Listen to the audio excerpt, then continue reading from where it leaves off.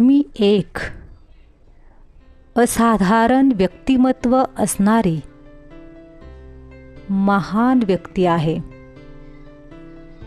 माझा जन्म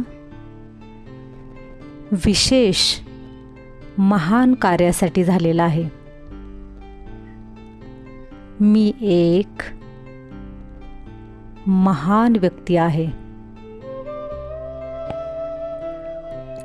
माझे विचार विशाल आहेत, सुंदर आहेत. माझ्यामध्ये अपार शक्ती आहे. मला कोणीही हरवू शकत नाही.